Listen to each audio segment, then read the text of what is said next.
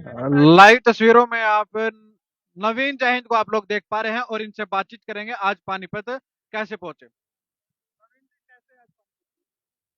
भाई पानीपत हरियाणा पुलिस की कृपा से है। हरियाणा पुलिस ने कृपा करी थी 2018 में। कावड़ यात्रा थी, भाईचारा कावड़ यात्रा, नशे के खिलाफ भाईचारे के साथ। तो उस कावड़ यात्रा के दौरान ये केस हुआ था। और अभी जज साहब माननीय यातना जी के कोर्ट में ये था। अभी फरवरी में नेक्स्ट डे तारीख है। एक राजनीतिक रूप से कहो या एक फर्जी तरीके से कहो कि केस लगाया गया था। तो अब जनता की लड़ाई लड़ाएंगे तो भाई केस तो भुगतना ही पड़ेंगे, और क्या करेंगे। कुछ दिन पहले तंबू काट दिए गए थे हरियाणा पुलिस के द्वारा, लोग ये जानना चाह रहे हैं अब आप कहाँ रहे थे। मैं उड़ाई पेटा ही नहीं चरूँ भाई साहब। मेरा तो काम है पब्लिक को बचाना, पेड़ों को बचाना, पर्यावरण को बचाना, उसकी लड़ाई लड़ा है। और मेरा तो अपना ये मानना है कि जनता की लड़ाई तो लड़ोगे तो ये तो समस्याएं तो आएंगी, और उस समस्याओं से तो लड़ना आता भोलेनाथ साथ है अपने, कोई प्रॉब्लम नहीं है। और तंबू कितने बार तोड़ो, हौसले थोड़ी तोड़ उसको हो। हौसले तो मेरे टूटने नहीं है। और मैं तो राजनीतिक पार्टी कोई भी हो, सरकार में है तो मैं तो ये कह रहा हूँ भी वो सेवा कर लो, विपक्ष में है तो संघर्ष कर लो। मेरा तो किसी पार्टी से भी कोई मतलब नहीं है भाई साहब। ना लोकसभा मिली, ना विधानसभा मिली, ना राज्यसभा मिली। मैंने अकेले नहीं दी। आपकी थी बहुत ज्यादा, मेरी इच्छा, मेरी बड़ा अंतर्यामी पत्रकार मेरा। अब राज्यसभा का तो आ रहा है, मन को राज्यसभा भेजा बौड़ा हो रहा है। मैं तो बताऊं था लोग नहीं, ये अलग चीजें होती हैं। और मेरे भाई मैंने लोकसभा, राज्यसभा, विधानसभा से थोड़ा ऊपर हट के सड़क की सभा है अपनी, रोड सभा है। और उस पर लड़ाई लड़ते हैं, लोगों का भला जितना हो उसके उतना ही। ना ना, मेरी कोई इच्छा नहीं। मैं तो हाथ जोड़ के भगवान, कुछ भी नहीं, मैंने सब कुछ, मैंने भोग विलास सब कुछ कर लिया, मोह माया से दूर हूँ। मेरा काम लोगों को जागरूक करना है, लोगों के लिए लड़ना है। और जिस तरह 25,000 बच्चों की जो नौकरी का मामला था, तो मैं तो चुनाव के दौरान भी लड़ता रहा यार, कौन लड़ रहा था। और मेरी अभी एक अपील है मुख्यमंत्री सैनी साहब से, कि वो जो जनता दरबार लगाते हैं, ऐसा दरबार हर एमएलए एमपी लगाए। और जो एडमिनिस्ट्रेशन डीसीएसपी जो दरबार लगा रहे हैं, उनकी सोशल मीडिया पर लाइव प्रसार होना चाहिए, ताकि पता चले मेरा वहां पे जनता दरबार लगता है, लोग आते हैं दूर दूर से, आपके पानीपत से भी जाते हैं, कोई रेवाड़ी से, यमुनानगर से, हिसार से आते हैं। तो मेरे पास कोई आ रहा है, तो अगर इन एमएलए और एमपी लगाने लगेंगे तो मेरे पास कोई नहीं आएगा, मेरी तो इतनी कैपेसिटी भी नहीं है। और पानीपत आए हैं, अभी पता चला है कि मोदी जी आ रहे हैं, तो महिलाओं को नए साल का गिफ्ट मिलने जा रहा है। बता रहे हैं कि जो 2100 रुपए की जो घोषणा करी थी, वो शायद पूरी होगी। तो भी बहुत बढ़िया बात है, नया साल का गिफ्ट भी मिल जाएगा महिलाओं को। किसान तो बता रहे थे भाई, किसानों को तो पहले भगवत मान साहब को पूछना चाहिए, पहले तो वहां पे उनसे पूछना चाहिए वो क्या करें, स्टेट गवर्नमेंट। और दूसरा ये है कि ये क्योंकि मेरे को तो ये भी पता चला है कि पिछली बार तो कांग्रेस बता रही है किसानों को कि उस पर बंदूक रख के, किसान नेता ने कहा, मैंने नहीं कह रहा, मैं नहीं कह रहा कि नहीं। अब बता रहे हैं केजरीवाल साहब बंदूक धर रहे हैं कंधे पे, ताकि दिल्ली में जो कांड कर रखे हैं, शीशमहल को भूल जाए, उसके शराब घोटाले को भूल जाए, और बहुत सी चीजें जो घोषणा करी थी वो कुछ पूरा हुआ नहीं। तो अब बता रहे हैं केजरीवाल साहब ने बंदूक धर रखी है कंधों पे।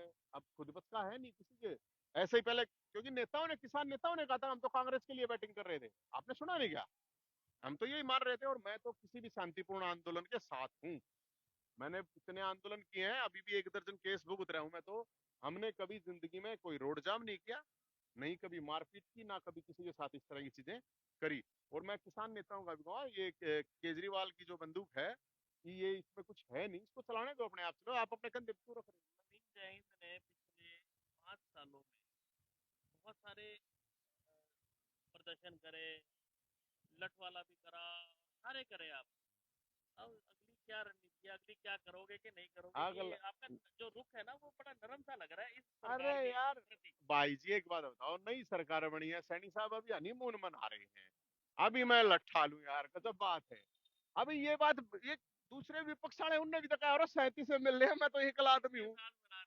मैं अच्छा, भाई वो तो सरकार का हनीमून है ना, तो सरकार का हनीमून है, जब मैं अभी जाकर लट्ठा, मैं तो अभी भी देखो, अभी भी 10 दिन पहले प्रोटेस्ट कर रहा था पीजीआई में, तो पूरे हरियाणा से मरीज आते हैं ना, पूरे हरियाणा से उनका इशू था, वो भी लड़ रहा हूँ मैं तो। हाँ हाँ, तो मैं तो अभी भी लड़ रहा हूँ मेरे भाई, चुनाव आचार संहिता के दौरान भी मैंने तो प्रोटेस्ट किया, आप लोगों ने देखा होगा। और 25,000 बच्चों की ज्वाइनिंग हुई। मेरा काम मुद्दा ठाना है, मुद्दे ठा रहा हूँ।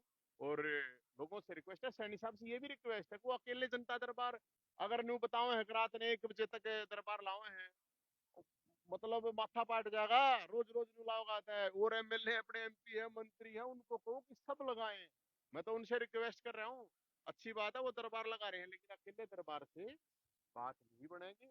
और आपके पानीपत में भी आप अपने एमएलए हैं एमपी हैं, उनको लगाने चाहिए। और जो हारे हुए हैं उनको भी मैं तो ये कह रहा हूँ हिम्मत मत। आप खुद मिलकर मुख्यमंत्री को ये समझाएंगे कि आप और भी नहीं, बिल्कुल मैं तो बिल्कुल कहूंगा, और मैं तो आपके माध्यम से तो कह रहा हूँ, जिस दिन मिल लूंगा उस दिन भी कहूंगा ये बात तो सैनी साहब को कि भाई वो अच्छा काम करेंगे, सीएम साहब अच्छा काम करेंगे तो हम बड़ाई करेंगे, नहीं तो सड़क पर लड़ाई करेंगे। मुद्दे हैं आपके जो आप सीएम से कहना चाहें? भाई मुद्दे मुद्दे हैं, मैं तो वही तो मैं कह रहा हूँ ना कि अभी अभी उनका हनीमून पीरियड चल रहा है। हनीमून पीरियड में डिस्टरबेंस ज्यादा करना ठीक नहीं होती है। मुद्दे बहुत हैं, मुद्दे तो वो मैनिफेस्टो है इतना बड़ा जो घोषणा कर रखी है वही हो जाता है, और बहुत से मुद्दे आ जाते हैं। और अभी हनीमून मना लेना तो कोई बात ना है। बाकी मैं उनको ये जरूर कहूंगा कि ये जो सोशल मीडिया पे जरूर, क्योंकि आज सोशल मीडिया की ताकत है, तो डीसी साहब एसपी साहब या जो भी अधिकारी या नेता दरबार लगाते हैं उनका सोशल मीडिया पे लाइव प्रशासन प्रसारण होना चाहिए, ताकि लोगों की समस्याओं का समाधान। तो डांडा साहब तो मैं ये कहूंगा कि भाई एक बस खुला कहना भी देख।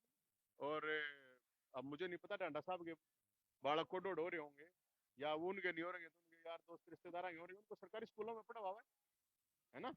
मंत्री जी को ये देखना चाहिए, और तो खासकर जो कर्मचारी हैं यार, कर्मचारी अपने बच्चे ने सरकारी स्कूलों में नहीं पढ़ाते कौन? मतलब कोई भी टीचर है सोचो आप, मुझे लगता है कि सरकारी कर्मचारियों को ये होना चाहिए कि उनका इलाज सरकारी में हो, और उनके बच्चे जो हैं वो भी स्कूलों में सरकारी में पढ़े। अब 1-1 लाख रुपए तनख्वाह ले हैं यार, ये पढ़ाता है नहीं कोई, अपने बड़का ने प्राइवेट में पढ़ा हुआ है। तो ये तो डांडा साहब से मेरी रिक्वेस्ट है, आप बताना डांडा साहब को कि जो सरकारी कर्मचारी हैं उनके बच्चे सरकारी स्कूलों में पढ़ेंगे तभी बात बढ़ेगी। नहीं तो उड़ा कौन रह रहा, कोई ना रह रहा सरकारी सब। मतलब एक उसमें 10 मान लो मास्टर हैं, मेरे ख्याल में 20 बालक हैं, की 200 बालक हैं, उड़ा मास्टर कम है। तो अभी हनीमून चल रहा है, मैं ज्यादा तो कुछ नहीं कहूंगा। लेकिन कैसे पानीपत पहुंचे? आज कोर्ट केस था, पानीपत पुलिस और हरियाणा पुलिस का प्यार है इतना अपने पे, कितने केस लगा रखे हैं आप जैसे लोगों से महीने 2 महीने में नहीं लेते हैं। और ये 2018 का केस था, भाईचारा कावड़ यात्रा के खिलाफ, और लगा दिया था केस, ला दिया था, लगा दिया ही के करें भाई, भुगतना तो पड़ेगा। तो ये तो चलते रहेंगे, पानीपत आते रहेंगे, इस बहाने आपसे मिलते रहेंगे। Thank you.